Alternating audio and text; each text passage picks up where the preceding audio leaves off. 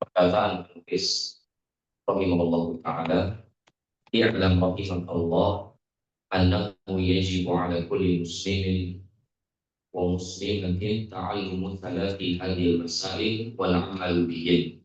Ketahuilah, semoga Allah merahmatimu, dan ini sekali lagi adalah doa Syekh Ya Muhammad WA. Kok nggak ada suaranya?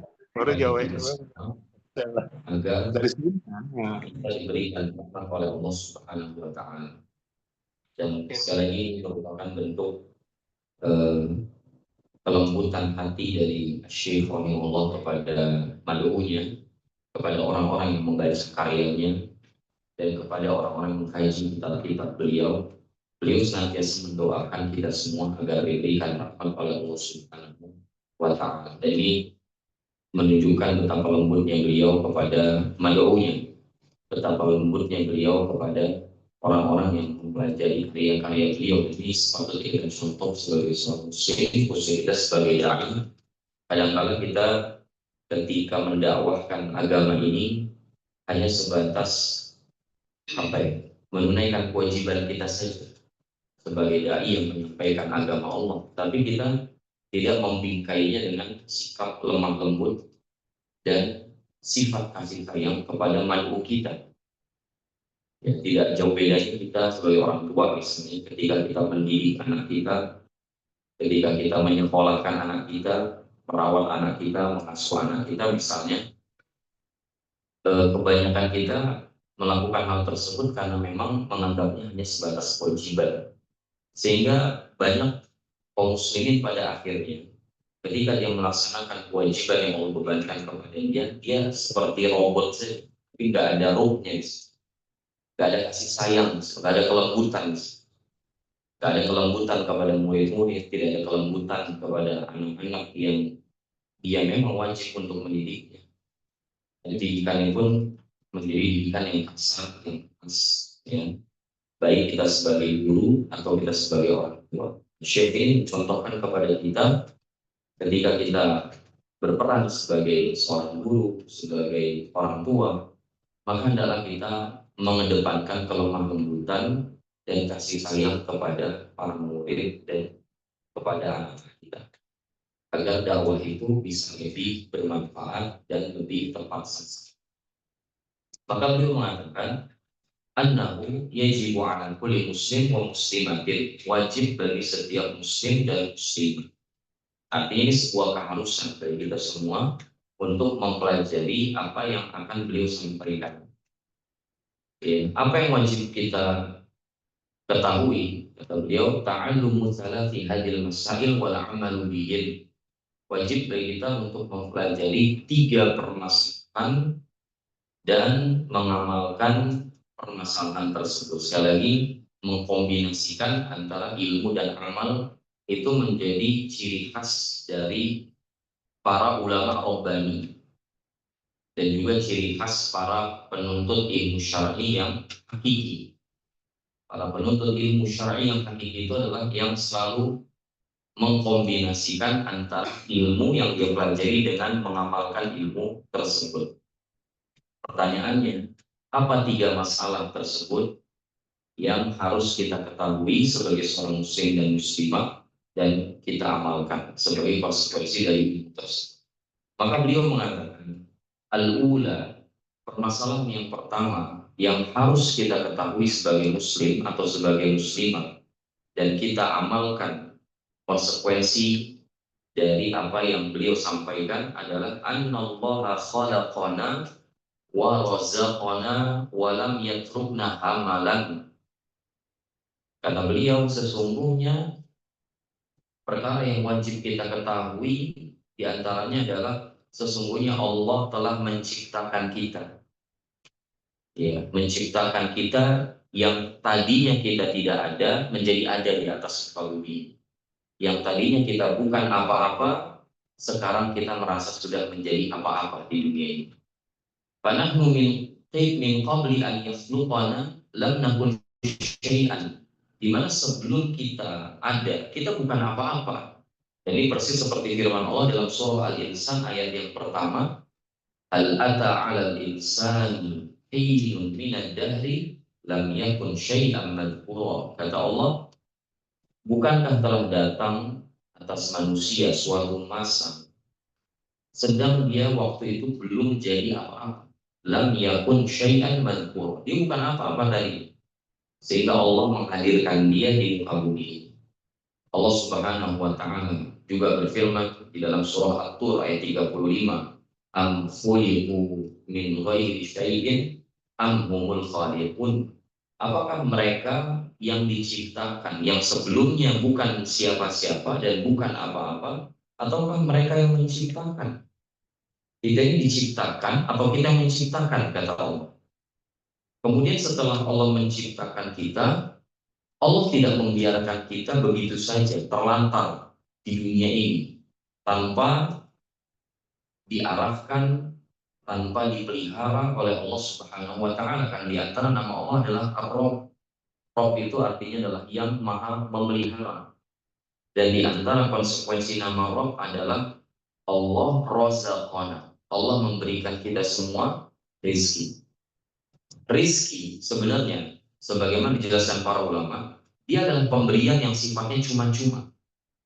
Rizki itu adalah semua pemberian dari Allah yang sifatnya cuma-cuma, gak ada timbal balik.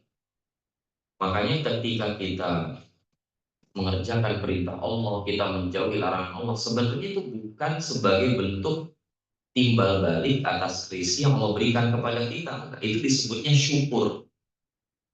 Begitu kita menyadari Allah telah banyak sekali memberikan kita pemberian yang itu notabene cuma-cuma, gratisan. Allah tidak menuntut apapun dari kita untuk membalas rizki yang Allah berikan tersebut.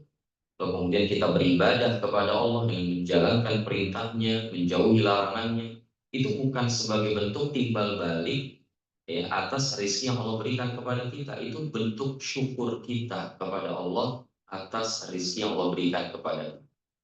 Jadi ketika kita hadir di dunia ini, jamaah yang Allah muliakan, Allah tidak membiarkan kita luntang-lantung, tidak terurus di dunia ini. Tetapi Dia memberikan kita semua rizki, baik itu makanan, minuman, pakaian, tempat tinggal, kendaraan. Allah Subhanahu wa taala memenuhi semua hajat kita di dunia ini. Bukan cuma sekedar menciptakan kita. Allah tundukkan bagi kita semua yang ada di atas muka bumi ini semata-mata agar kehidupan kita bisa terus berlangsung di atas muka bumi. Untuk mencapai kesepakatan tersebut, Allah tundukkan semua yang ada di atas muka bumi ini untuk kita semua. Nah, tetapi yang perlu kita ingat, setelah Allah menciptakan kita dari yang sebelumnya kita bukan apa-apa, kita cuma setetes mani yang kemudian berubah jadi segumpal darah, kemudian berubah lagi ke fase berikutnya menjadi segumpal daging, akhirnya kemudian Allah tiupkan ruh dan kemudian kita dilahirkan oleh ibu kita. Kemudian Allah berikan kita rezeki dengan diberikannya ASI melalui ibu kita, dan seterusnya sampai kita tumbuh seperti sekarang ini. Yang perlu kita sadari jemaah, Allah tidak membiarkan kita hidup di muka bumi ini cuman hanya sebatas menikmati kehidupan. Sebagaimana perkataan orang-orang yang tidak kenal dengan Allah, dia mengatakan nikmati aja hidup di muka bumi, wong hidup cuma sekali gitu kan. Nikmati aja hidup di muka bumi ini, senang, susah. Jadi prinsipnya itu sebagian orang, kita hidup untuk hidup. Kita hidup hanya sebatas untuk menikmati fasilitas yang Allah berikan kepada kita. Kita lupa, Syekh mengatakan, walam yatsukna amalan. Allah menciptakan kita bukan untuk membiarkan kita tanpa tujuan tertentu, tanpa arah, tanpa visi misi. Allah Subhanahu wa taala berfirman di dalam surah Al-Qiyamah ayat yang ke-36 sampai 38. Kata Allah, ayat sabul insanu an yutraka sudah. Apakah manusia mengira bahwa dia akan dibiarkan oleh Allah begitu saja, tidak diperintah, tidak dilarang, tidak ada arah dan tujuan, hidup di dunia cuma sebatas senang-senang? Alam yakun nutfatan min maniyyin yumna, bukankah dahulu dia hanya sebatas air mani yang dipercikan ke dalam rahim?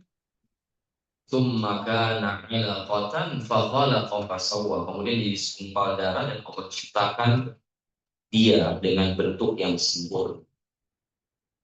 Di dalam ayat yang lainnya juga Allah mengatakan, afa hasibtum annama khalaqnakum abatsan wa annakum ilaina la turja'un. Apakah kalian mengira kami telah menciptakan kalian secara sia-sia dan sesungguhnya kalian tidak akan dikembalikan kepada kami? Mustahil. Tidak mungkin kalian diciptakan hanya sebatas menikmati kehidupan dunia terus. Ketika nanti kalian mati, kalian tidak dikembalikan kepada kami. Kalian tidak akan menghadap kami.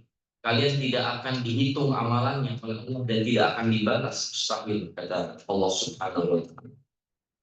Kemudian Syekh Shalih mengatakan, Allah innama khalaqana wa khalaqa lana hadhil arzaq wal imkaniyat li hikmatin 'azimah wa ghayatin jalilah wa hiya an na'budahu subhanahu wa ta'ala. Tetapi Allah menciptakan kita dan memberikan kita rizki yang sangat melimpah, baik yang kita sadari maupun yang kita tidak sadari. Semua itu untuk hikmah yang sangat agung dan tujuan yang sangat mulia, yaitu Allah ingin kita beribadah kepadanya. Allah ingin kita menghambakan diri kita kepadanya dengan kehidupan kita yang Allah berikan dan dengan semua fasilitas-fasilitas yang Allah berikan kepada kita. Ketika Allah berikan pakaian jemaah kepada kita, pastikan pakaian itu membantu kita untuk beribadah kepada Allah. Ketika Allah memberikan kepada kita kendaraan, maka pastikan kendaraan yang Allah berikan kepada kita itu semakin mendekatkan kita kepada Allah, bukan sebaliknya. Ketika Allah memberikan kita sebuah pekerjaan, antum sebagian jadi karyawan di sini, pastikan pekerjaan itu yang Allah berikan kepada antum semakin mendekatkan antum dengan Allah Azza wa Jalla. Karena nggak semua orang diberikan pekerjaan.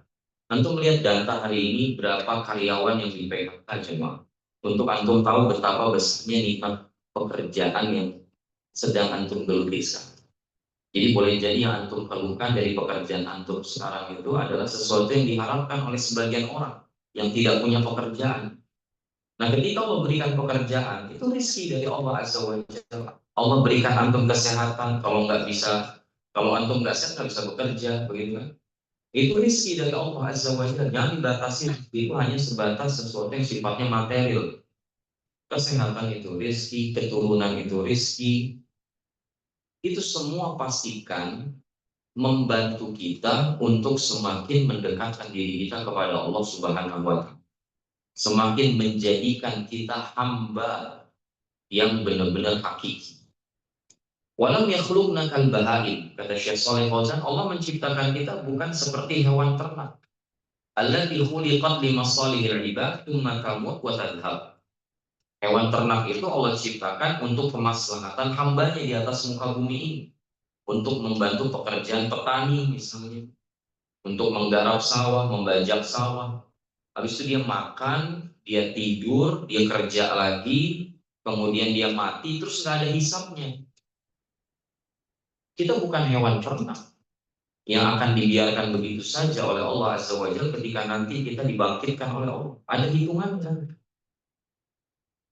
Li'anna laysat mukallafah wala ma'murah wala manhiyah. Hewan ternak ketika dia diciptakan oleh Allah untuk bekerja, kemudian dia tidur, kemudian kerja lagi, kemudian dia mati.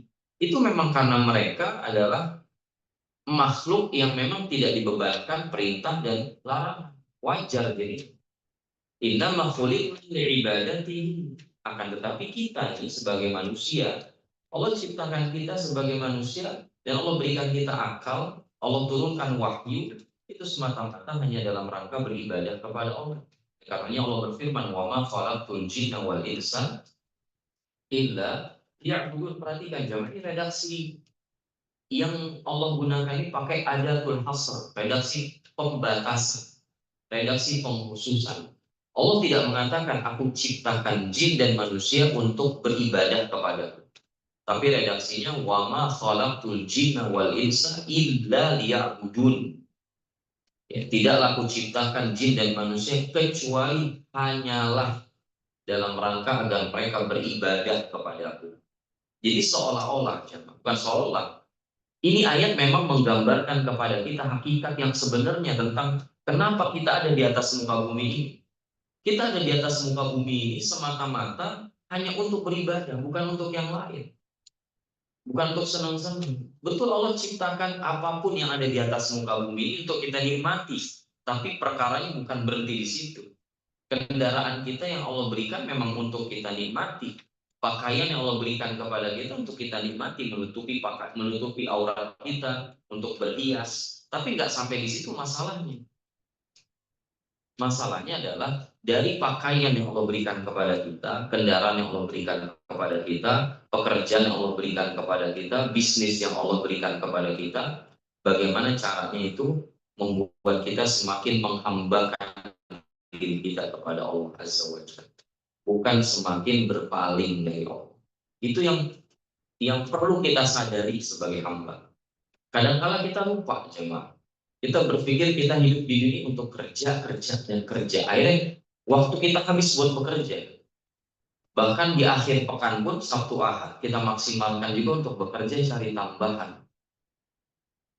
Padahal harusnya kita sisihkan waktu kita untuk menjalin hubungan kita dengan Allah. Yang itu tujuan kita diciptakan. Bahkan kalau bisa, pekerjaan kita itu yang awalnya memang hukum asalnya adalah perkara mubah, itu bisa bernilai ibadah di sisi Allah.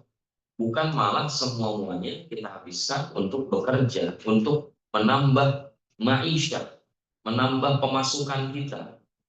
Itu pola pikirnya abna'ud dunia, anak-anak dunia.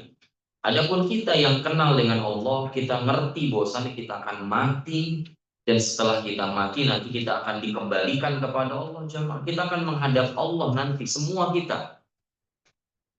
Semua kita akan menghadap Allah dan akan diperhitungkan masalahnya. Apa yang selama ini telah kita lakukan dengan fasilitas yang Allah berikan kepada kita berupa rizki tadi. Syekh Shalih Fauzan mengatakan, "Walam yakhluqna li hadhil hayatid dunya faqad na'ishu fiha wa nasra wa namra wa na'kulu wa nashrab wa natawassa' fiha wa laysa ba'da syai'." Allah ciptakan kita di dunia ini bukan semata-mata untuk santai-santai, untuk istirahat, senang-senang, makan, minum, menambah maisha. Dan kemudian setelahnya tidak ada konsekuensi apapun. Enggak. Wa innamal hayatu mazra'atin, atau innamal hayatu mazra'atun wa suqun lidaril akhirah. Tapi hidup di dunia hakikatnya jemaah, dia adalah tempat kita bercocok tanam, tempat kita berinvestasi untuk kehidupan akhirat, bukan investasi untuk kehidupan dunia. Karena kebanyakan kita hari ini orientasinya kehidupan dunia, bahkan investasi pun semuanya kita habiskan untuk kehidupan dunia. Saya melihat kadang-kadang ada sebagian orang ketika ditanya, kalian kalau punya pemasukan misalnya 10 juta per bulan, ya, ada yang di sini pemasukannya 10 juta per bulan, semuanya, Masya Allah, sultan semua. Ini sultan beneran ini semua, bukan sultan Fatih Travel, sultan semua, harta karyawannya sultan kalau begitu kan. 10 juta per bulan, Anda mau apakan uang itu? Oh, saya akan hidup dengan 2 juta, 8 jutanya saya investasikan. Atau saya hidup 1 juta, 9 jutanya saya investasikan. Itu pertanyaannya, investasi apa? Pasti kan intinya adalah untuk kehidupan dunia. Jadi kita cari dunia untuk kita investasikan untuk kehidupan dunia lagi. Orang-orang beriman nggak kayak gitu pola pikirnya. Orang-orang beriman, dia menganggap kehidupan dunia itu tempat investasi untuk negeri akhirat, bukan untuk negeri dunia. Dia hidup di dunia untuk kehidupan dia yang lebih layak di negeri akhirat. Sekali lagi jamaah Allah muliakan, kita di dunia ini untuk berbekal, bukan buat seneng-seneng, bukan buat istirahat, bukan untuk traveling, bukan. Natazawwad fiha bil a'mali shalihah. Kita di dunia ini untuk mengumpulkan bekal sebanyak-banyaknya dengan beramal soleh. tsumma namutu wa nantaqilu minha. Karena suatu saat kita bakal mati dan kita akan berpindah dari negeri yang kita makmurkan ini kepada negeri yang bisa jadi kita telantarkan, yaitu negeri akhirat. Tsumma nub'atsu, tsumma nuhasabu, tsumma nujaza bi a'malina. Kemudian kelak kita akan dibangkitkan oleh Allah, kita akan dihisab oleh Allah, dan kita akan dibalas oleh Allah atas apa yang kita perbuat selama ini di kehidupan dunia. Ini tujuan penciptaan kita ya Jemaah. Dan dalilnya terlalu banyak.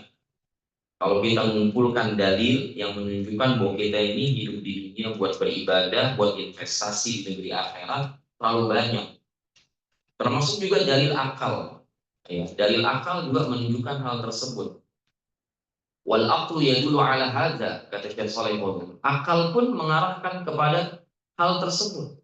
Fa innahu la yaliqu bi hikmatillahi azza wa jalla, tidak pantas dan tidak sesuai dengan hikmah Allah azza wa jalla an yakhluqa hadzal khalqal ajib, dengan menciptakan ya ciptaan-ciptaan yang amat luar biasa ini. Allah ciptakan langit, Allah ciptakan bumi dengan gunung-gunungnya, dengan lautannya, ya, dengan tanaman-tanamannya, hewan ternaknya, yang Allah semua itu persiapkan buat kita, Allah tundukkan buat kita. Kemudian Allah membiarkan kita begitu saja, hidup tanpa arah, tanpa tujuan, tanpa visi misi. Kemudian nanti kita mati terus nggak dibangkitkan lagi sama Allah, tidak diaudit semua amalan kita. Walihada qad yakunu minan nas man yufni umrahu fi ibadatillah wa fi ta'at. Kita lihat jemaah, sebagian orang hidup di dunia ini dia habiskan hampir seluruh umurnya untuk beribadah kepada Allah dan melakukan ketaatan kepada Allah. Wa huwa fi faqrin wa fi hajatin. Tapi kalau dilihat kondisi ekonominya, kondisi finansialnya, dia fakir. Dia orang yang punya banyak kebutuhan, hidupnya sangat-sangat sederhana. Dan contoh realnya tuh bisa lihat bagaimana biografi para sahabat Nabi ridwanullah alaihim jami'an. Lihat bagaimana Abu Hurairah pernah tidak makan selama 3 hari jemaah. Lihat bagaimana kehidupan sebagian sahabat yang pernah tidak makan selama beberapa hari. Pakaiannya cuma 2 lembar, rida dan izar. Pakaian kita tuh kalau haji dan umroh. Bahasa sederhananya cuma punya sepasang baju dan celana. Tapi mereka orang-orang yang totalitas dalam beribadah kepada Allah Azza wa Jalla. Sarana yang Allah berikan tidak seberapa, tapi semangat mereka beribadah dan mendekatkan diri kepada Allah sangat luar biasa. Ada orang-orang seperti itu, jangan, dia menghabiskan umurnya, ya, hampir seluruh umurnya dihabiskan buat beribadah kepada Allah saja. Tapi kalau kita lihat kondisi finansialnya sederhana, bukan orang yang punya kehidupan mewah. Waqad yakunu mazluman maghsuban alaihi wa mudayyaqan alaihi wa la yanalu syai'an min jazai amalihi fi hadhihi dunya. Boleh jadi dia termasuk orang yang sering dizalimi, orang yang dirampas hartanya, orang yang digelapkan duitnya, orang yang ditipu misalnya, orang yang sempit ekonominya. Dia nggak mendapatkan apa-apa dari balasan atas amal soleh yang dia kerjakan di dunia ini. Gak dapat apa-apa, kerjanya ibadah. Tapi kalau kita lihat kehidupannya bagaimana? Serba sederhana, bahkan susah, fakir, miskin, gak punya apa-apa. Wa alal aks, dan sebaliknya, yakunu minan nas kafir, mulhid, syarir. Ada sebagian orang hidup di dunia kufur kepada Allah, ahli maksiat, nentang Allah kerjaannya, yasrah wa yamrah, tapi senang-senang hidup di dunia ini, penuh dengan kebahagiaan hidup di dunia ini. Wa yatana'am, penuh dengan kenikmatan. Wa yu'ta ma yashtahi, dia selalu diberikan oleh Allah apapun yang dia inginkan. Dia mau kendaraan mewah, diberikan sama Allah kendaraan mewah. Dia pengen rumah yang megah, Allah berikan rumah yang megah. Sementara sebagian hamba tadi, ketika kita melihat kehidupannya di dunia serba sederhana jemaah. Tapi bersamaan dengan itu dia totalitas dalam menghambakan diri kepada Allah. Dan ada orang-orang yang berbuat kezaliman tiap saat, melakukan maksiat tiap saat. Coba pakai logika kita jemaah. Kan kita disuruh untuk banyak-banyak berpikir di dalam Al-Qur'an. Afala yatafakkarun, afala yaqilun. Berapa kali di Quran itu kita disuruh mikir sama Allah. Coba gunakan akal sehat kita. Apakah cocok dengan kemahabijaksanaan Allah, dengan keadilan Allah Azza wa Jalla? Orang yang taat kepada Allah menghabiskan umurnya hampir seluruhnya untuk beribadah kepada Allah dalam kondisi kehidupan dunianya yang sangat sederhana, itu nanti di akhirat tidak dapat balasan apa-apa juga begitu. Kira-kira cocok gak dengan akal sehat kita? Terus kemudian orang kafir, orang-orang yang selalu berbuat kezaliman di dunia, menzalimi hamba-hamba Allah, menodai kehormatan seorang muslim, merampas hartanya dengan cara yang zalim, bahkan sampai menumpahkan darahnya. Kemudian nanti di akhirat dia tidak dihisab oleh Allah, kemudian dia tidak dibalas oleh Allah dengan balasan yang setimpal. Coba akal mana yang bisa membenarkan hal tersebut, jamaah Allah? Jadi ini bertentangan dengan dalil-dalil syar'i dan juga bertentangan dengan akal sehat. Jadi orang yang punya anggapan, dan mudah-mudahan bukan kita yang hadir di majelis ini, orang yang punya anggapan bahwa dia hidupnya di dunia ini cuma hanya sebatas untuk menikmati hidup dan fasilitas yang Allah berikan kepadanya, itu telah menabrak berbagai macam dalil syar'i dan dalil akli, bertentangan dengan dalil secara nas Quran dan Sunnah, dan juga bertentangan dengan akal sehat manusia. Karena Allah juga berfirman di dalam surah Al-Qalam ayat 35 dan 36 misalnya, afanaj'alul muslimina kal mujrimin?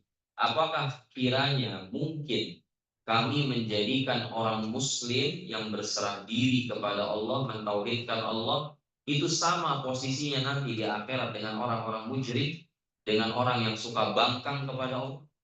Kira-kira ahli maksiat mungkin nggak sama nanti di akhirat kedudukan dengan orang yang taat kepada Allah? Nggak mungkin. Allah nyuruh kita merenung. Malakum kaifa tahkumun? Bagaimana mungkin kalian bisa menghukumi hal tersebut?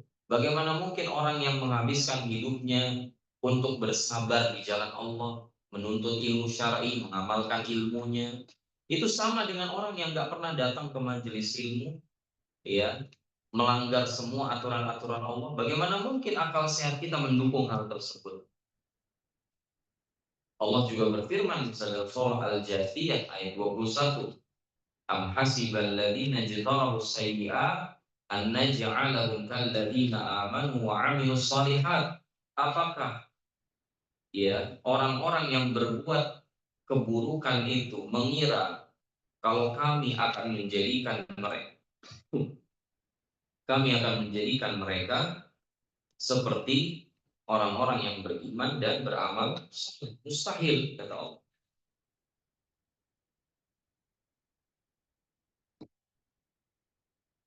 Fal hikmatu, sehingga jamaah yang Allah muliakan, hikmah dari kita diciptakan di dunia ini adalah semata-mata untuk beribadah dan menghambakan diri kita kepada Allah Subhanahu wa Ta'ala. Antum bekerja, jadikan pekerjaan antum itu bernilai ibadah di sisi Allah. Dan jangan sampai merampas waktu kita secara keseluruhan untuk beribadah kepada Allah Azza wa Jalla. Bahkan tadi kalau bisa pekerjaan kita sendiri kita ubah menjadi nilai ibadah di sisi Allah Subhanahu wa Ta'ala. Kemudian beliau mengatakan, bal arsala ilaina rasulah. Tetapi Allah mengutus kepada kita seorang rasul, yaitu Nabi kita Muhammad sallallahu alaihi wasallam.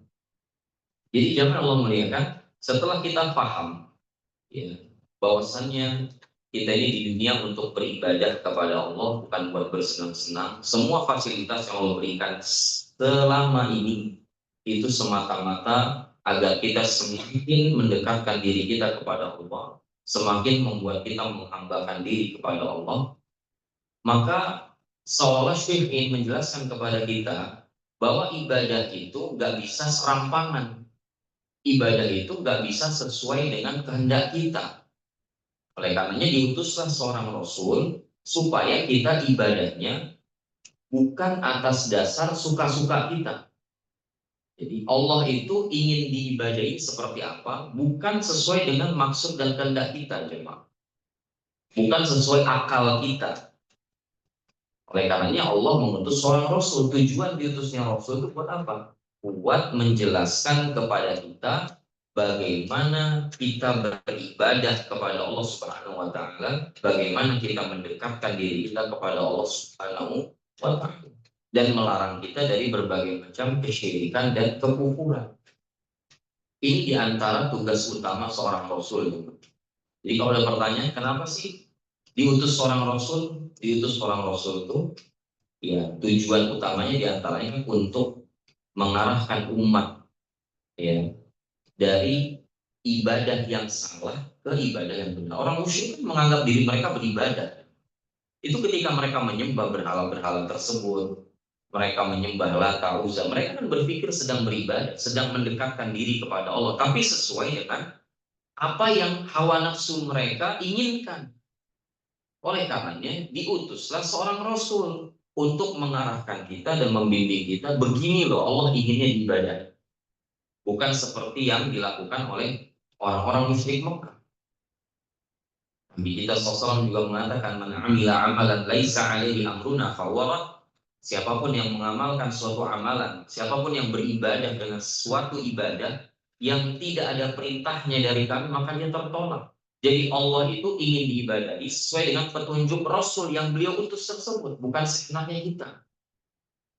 Fal ibadah tauqifiyah. Kaedahnya itu ibadah adalah sesuatu yang sifatnya tauqifi, nggak boleh dikerjakan sampai benar-benar kita mendapatkan keterangannya di dalam nas Al-Quran atau hadis Nabi Shallallahu Alaihi Wasallam. Jadi tidak ada celah jamaah sedikit pun di dalam agama kita perbuatan-perbuatan bid'ah serta khurafat-khurafat, ya, yang tidak ada dasarnya sama sekali, baik di dalam Quran maupun dalam Sunnah. Tidak ada taklid buta. Semua ibadah mesti ada referensinya, baik di dalam Quran ataupun di dalam hadis Nabi Shallallahu Alaihi Wasallam. Karena itulah salah satu tujuan diutusnya Rasul kepada kita. Tujuannya apa? Untuk menjelaskan kepada kita bagaimana kita beribadah kepada Allah, ya, untuk melarang kita dari kesyirikan dan kekufuran serta dari perbuatan maksiat. Oleh karenanya, Asy-Syaikh mengatakan, faman ata'ahu dakhalal jannah wa man asahu dakhalan nar. Kata Syekh Muhammad At-Tamimi rahimahullah, barang siapa yang mentaatinya, yang mentaati Rasul tersebut yang Allah utus kepadanya, niscaya atau pasti dia masuk surga. Dan siapa yang durhaka, waman asahu, siapa yang durhaka kepada Rasul tersebut, baik durhakanya itu pada pokok agama, yaitu tauhid, atau durhakanya pada cabang agama, seperti melakukan perbuatan maksiat, ya, maka dia pasti masuk neraka. Itu sebuah jaminan, ya, dari Allah Subhanahu wa taala. Ya, Allah Subhanahu wa taala berfirman di dalam surah An-Nisa ayat 80, man yuti'ir rasula faqad ata'a Allah. Siapa yang taat kepada Rasul, maka sungguh hakikatnya dia telah taat kepada Allah Subhanahu wa taala. Kemudian juga di dalam surah An-Nisa ayat 64 Allah berfirman, wa ma arsalna mir rasulin illa liyuta'a biidznillah. Dan tidaklah kami mengutus seorang rasul kecuali agar dia ditaati dengan izin Allah. Jadi intinya diutusnya Rasul supaya kita taat sama Rasul tersebut. Apapun arahan dan bimbingannya terkait ibadah, ya, ini boleh, ini nggak boleh, ini disyariatkan, ini tidak disyariatkan, patuhi saja sudah. Makanya Nabi SAW mengatakan, kullukum yadkhulul jannah illa man aba. Setiap kalian, setiap kita ini jemaah, itu pasti masuk surga, kecuali yang tidak mau. Bukan yang tidak bisa, semua kita punya potensi masuk surga. Setiap kalian, kata Nabi SAW, itu pasti masuk surga, kecuali yang tidak mau. Maka sahabat bertanya, ya Rasulullah, wa man ya'ba? Siapa yang nggak mau masuk surga? Ya Rasulullah, memang ada orang nggak mau masuk surga setelah tahu keindahan surga. Maka kata Nabi SAW, man ata'ani dakhalal jannah wa man asani faqad aba. Siapa yang taat kepadaku, patuh kepadaku, mengikuti perintahku, mengikuti arahanku dan bimbinganku, maka dia pasti masuk surga. Dan siapa yang durhaka dari perintahku, maka dia ikannya orang yang tidak mau masuk surga. Di dalam hadis yang lainnya, jemaah, Nabi SAW mengatakan kepada ahli kitab nih khususnya, Yahudi dan Nasrani, kata Nabi, la yasma'u bi Yahudiyun wala Nasraniyun, tidaklah ada seorang Yahudi dan seorang Nasrani yang mendengar diriku diutus, tsumma la yu'minu billadzi ji'tu bihi, kemudian dia tidak mau beriman terhadap apa yang aku bawa, yang dibawa Nabi, Al-Quran dan Sunnah, illa dakhalan nar, kecuali pasti masuk neraka. Jadi semua harus patuh kepada Rasulullah SAW. Tidak cukup, tidak cukup dia beriman kepada Allah Subhanahu wa Ta'ala. Tidak cukup dia hanya meyakini keberadaan Allah, keesaan Allah, tapi dia tidak mau mengakui Rasul sebagai utusan Allah dan durhaka kepada Rasul. Tidak cukup. Wadalilu, dan dalilnya kata Syekh Muhammad At-Tamimi, qauluhu ta'ala, adalah firman Allah Ta'ala di dalam surah Al-Muzammil ayat 15 dan 16. Bagaimana dalam kitab yang ada di hadapan antum semua, Allah berfirman, inna arsalna ilaikum rasulan syahidan alaikum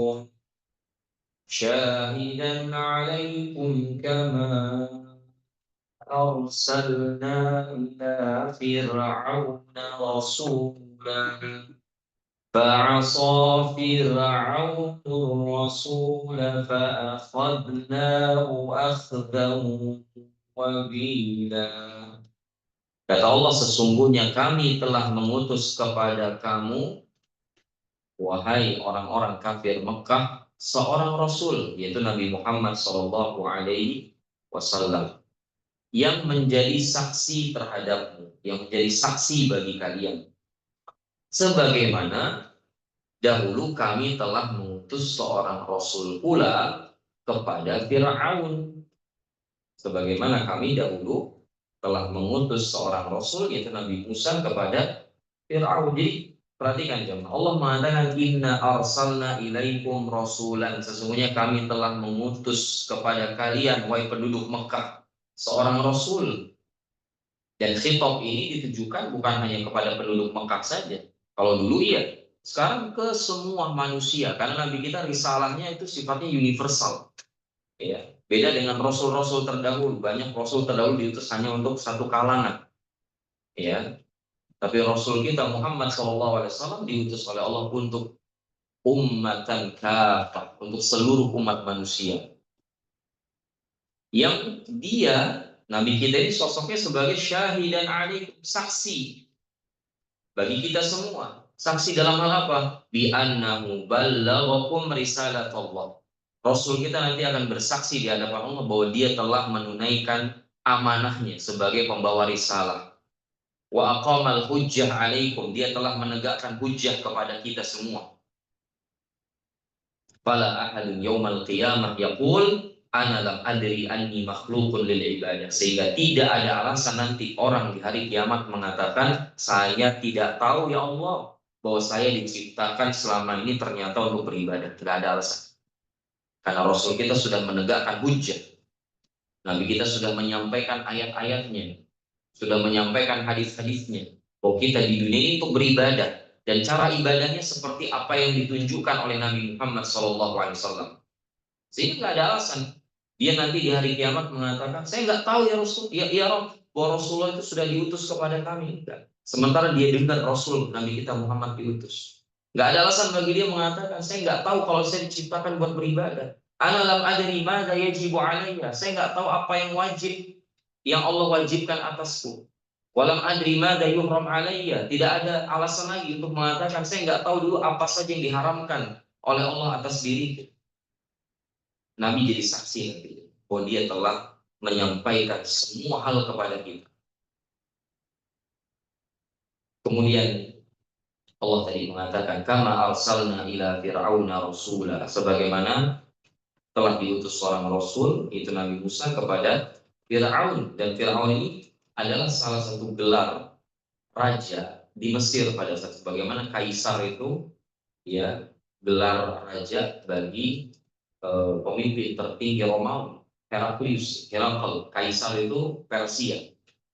Ya, Heraklius itu petinggi Romawi dan Fir'aun ini adalah petinggi Mesir. Ya, bukan nama tapi gelar raja di Mesir pada saat itu. Akan tapi apa yang terjadi? Fa'asa Fir'aunur Rasulah. Yang terjadi justru Fir'aun durhaka kepada Rasul tersebut. Rasulnya siapa? Nabi Musa alaihissalam. Apa yang terjadi jemaah? Kata Allah, fa'akhadnahu akhzan wabila. Maka kami siksa dia, kami siksa Fir'aun dan bala tentaranya juga dengan siksaan yang sangat dahsyat. Akhzan wabila maknanya adalah akhzan syadidan qawiyan la hawadatan fi. Dia adalah siksaan yang amat dahsyat, yang amat kuat, ya, dan tidak ada keringanan dalam siksaan tersebut. Jadi semua umat yang diutus kepadanya seorang rasul, kemudian dia durhaka kepada rasul tersebut, nasib umat tersebut pasti akan sama dengan nasibnya Fir'aun dan bala tentara. Jadi ini kata Allah, wa tilkal ayyamu nudawiluha bainan nas. Jadi inilah hari-hari yang kami gilir. Itu polanya akan sama aja. Kita akan bernasib sama dengan Fir'aun, begitu jalannya Fir'aun yang kita tempuh. Begitu kita durhaka kepada Rasul, maka akhir kehidupan kita di dunia persis seperti Fir'aun. Dan orang-orang yang dulu juga sudah mendahului Fir'aun. Lihat kaumnya Nabi Saleh, lihat kaumnya Nabi Syuaib, lihat kaumnya Nabi Lut. Setiap durhaka kepada Rasul, ya, khususnya kedurhakaan kepada pokok dari agama Islam itu tauhid, maka mereka pasti binasa. Dan itu cuma pola yang terulang saja di umat Nabi Muhammad Sallallahu Alaihi Wasallam. Baik, sampai sini jemaah mungkin ada hal yang ingin ditanyakan.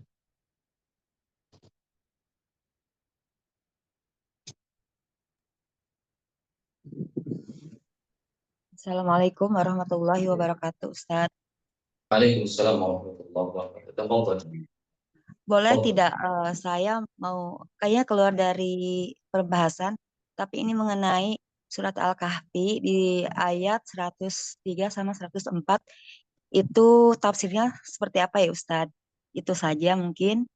Syukran jazakumullahu khaira. Assalamualaikum warahmatullahi wabarakatuh. Waalaikumsalam warahmatullahi wabarakatuh.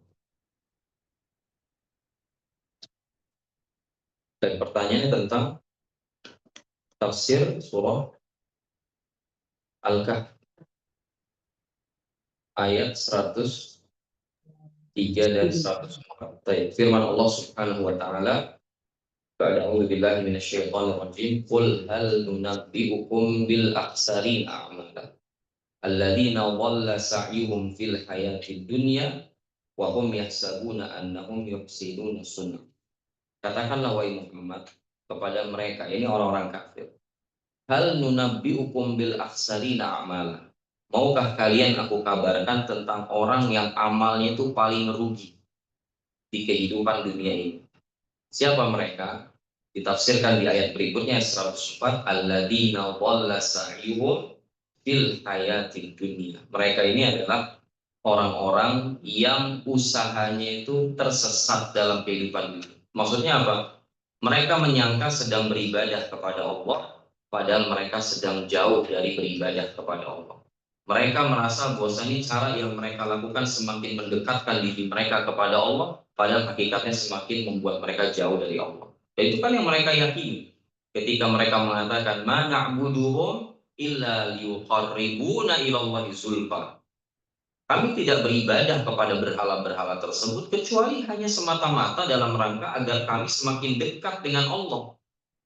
Jadi ketika mereka menyekutukan Allah dalam ibadah, niatan mereka itu justru agar mereka semakin dekat dengan Allah. berhala-berhala itu bisa membuat mereka semakin dicintai oleh Allah, jadi perantara antara diri mereka dengan Allah. Padahal Allah mengingkari hal tersebut. Dan karenanya Allah mengutus para rasul karena terjadinya kesyirikan di atas muka bumi ini. Tapi mereka menganggap itu adalah jalan yang semakin mendekatkan diri mereka kepada Allah. Nah, itulah maksud dari firman Allah, "Qul hal nunabbi'ukum bil akhsarina a'malan." Tahukah kalian orang yang paling rugi amalnya di dunia ini? Mereka adalah orang-orang yang dhalla sa'yuhum, tersesat dalam usahanya.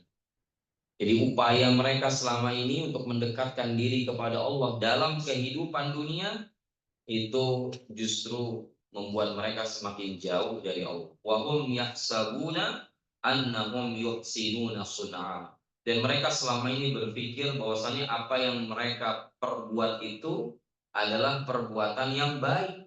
Yuhsinuna sun'a, mereka sedang berbuat baik dengan beribadah kepada sembahan-sembahan selain Allah.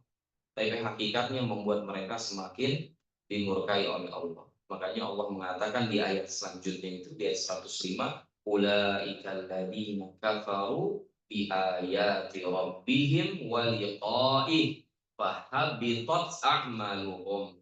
Mereka itulah orang-orang yang ingkar kepada ayat-ayat Rabb mereka dan ingkar kepada perjumpaan dengan Allah, maka gugurlah semua amal mereka. Ini ya insya Allah nanti kita akan bahas di pertemuan berikutnya, bahwa Allah itu ketika menjelaskan kepada kita bahwa tujuan kita di dunia untuk beribadah kepada Allah semata, bukan untuk hal-hal yang lain.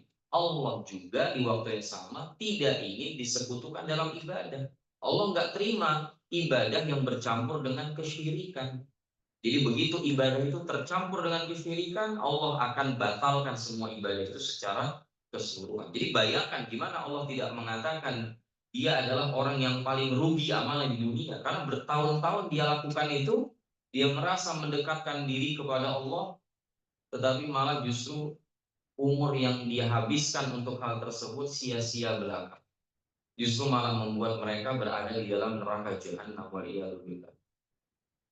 Itu Allah Ta'ala alam yang bisa dijawab dari pertanyaan itu.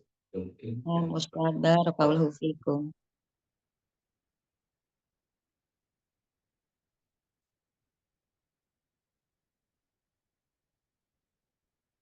ada yang bertanya lagi, Jamal?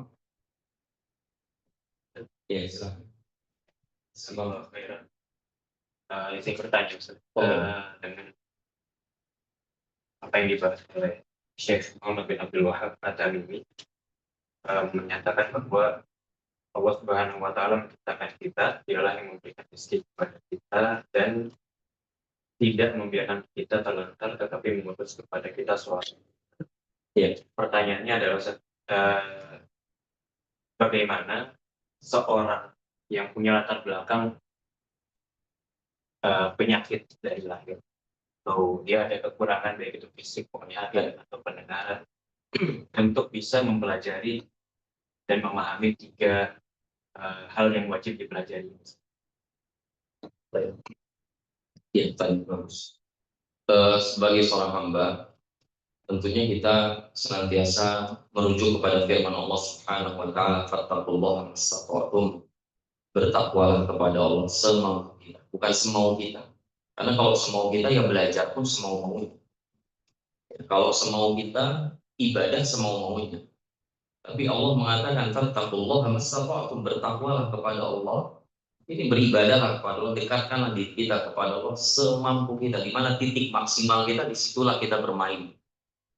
Di mana level atau batas limit kita, disitulah kita menggeluti apapun yang kaitan dengan ibadah kepada Allah. Maka bagi sebagian saudara-saudara kita yang mungkin memiliki keterbatasan fisik, ya mungkin dia nggak bisa melihat atau pendengarannya kurang, maka kalau seandainya dia sudah berusaha mempelajari agama Allah, dan agama Allah dipelajari insya Allah mudah, khususnya di masa sekarang.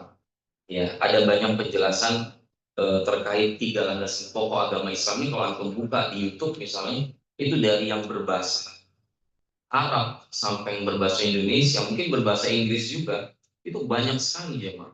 Ini yang jelaskan 3 landasan pokok agama Islam, bukan satu syekh, bukan satu alim, ulama, banyak ulama yang sudah menjelaskan. Jadi kalau kita merujuk kepada penjelasan tersebut, satu masalah saja mungkin kita bisa menghabiskan beberapa pertemuan, gitu. Jadi, walhamdulillah sarana untuk mempelajari ilmu syara ini hari ini sangat mudah. Ya, kalau kita nggak bisa hadir di majelis langsung karena keterbatasan fisik kita, mungkin kita nggak bisa jalan kecuali ada yang menuntun, mungkin kita nggak bisa melihat sehingga perlu ada yang membimbing, sementara nggak ada yang bisa membimbing. Maka kita bisa maksimalkan semua sarana dan fasilitas untuk belajar ilmu agama yang Allah berikan kepada kita. Kalau memang sama sekali di titik kita nggak bisa mengetahui hal tersebut, mudah-mudahan itu bisa menjadi uzur nanti di hadapan Allah SWT. Artinya, kembalikan lagi kepada firman Allah, fattaqullaha mastata'tum. Kita bertakwa kepada Allah di batas terakhir kemampuan kita. Itu harus menjadi mindsetnya setiap muslim dalam bidang apapun. Jangan keburu menyerah gitu.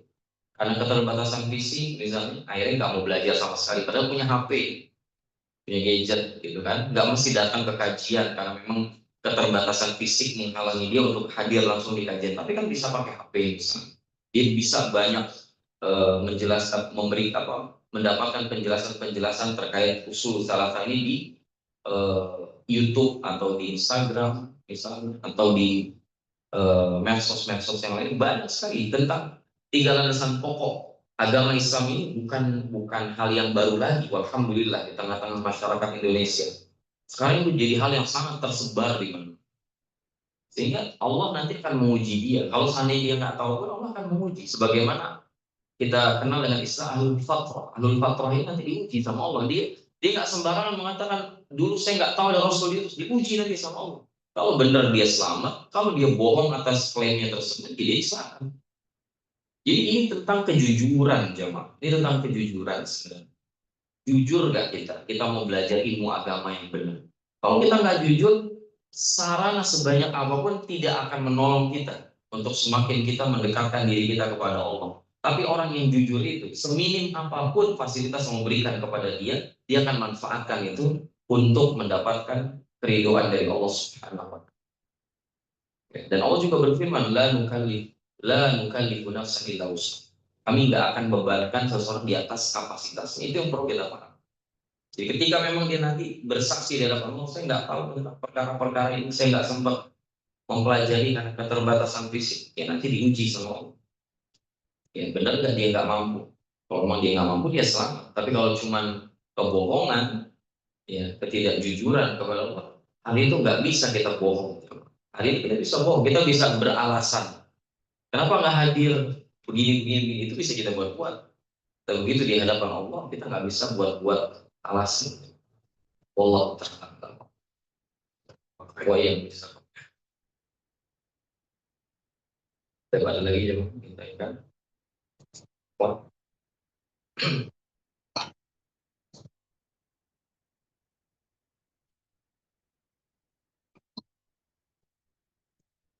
Baik, kalau tidak ditanyakan, kalau kita lanjutkan kembali pembahasan kita di pertemuan berikutnya. Umumnya ada WhatsApp 55 subhanallah bika syukurlah kita Assalamualaikum warahmatullahi wabarakatuh.